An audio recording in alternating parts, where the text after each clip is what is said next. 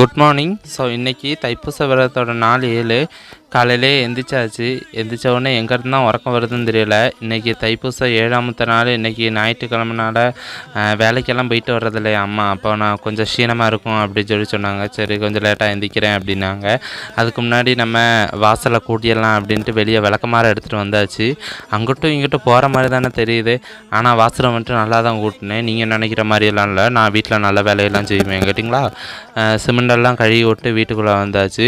அம்மா அப்போதைக்கே எந்திரிச்சிட்டாங்க சிமெண்ட்டை கழுவும் போது. சரி நீங்கள் வீட்டுக்குள்ளே கூட்டுங்க, நான் வெளியே கூட்டுறேன் அப்படின்ட்டு கூட்டிகிட்டு போய் பல்லும் தேய்ச்சிட்டு குளிச்சுட்டு வந்தாச்சு. இன்றைக்கி பார்த்து ஹெவி ஒர்க் ஆகிடுச்சு. என்னென்னா பழைய பூவெல்லாம் எடுத்து மாற்றி புதிய பூவெல்லாம் வச்சாச்சு. அதாவது புதிய பூ எங்கே இருந்துன்னா நம்ம செம்பருத்தி செடியிலேருந்து பறிச்சிட்டு வந்தோம்ல, அந்த பூவை வச்சு கும்பிட்டாச்சு.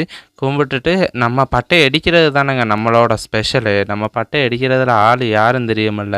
நம்ம தமிழருக்கே வந்துட்டு அந்த பட்டை தாங்க எல்லாரையும் வந்து எடுத்து காணிக்கிறது.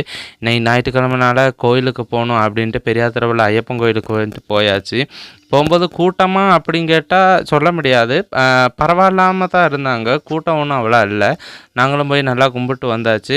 மேலே ஐயப்பனை கும்பிட்டு கீழே சிவனை கும்பிட்றதுக்கு கீழே போயிட்டோம்.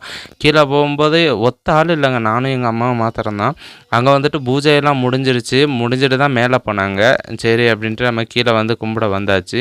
வீட்டுக்கு வந்துட்டு விளக்கெல்லாம் போட்டாச்சு. விளக்கு போட்டு சாமியெல்லாம் கும்பிட்டுட்டு நோன்பு அதாவது விரதம் முடிச்சாச்சு.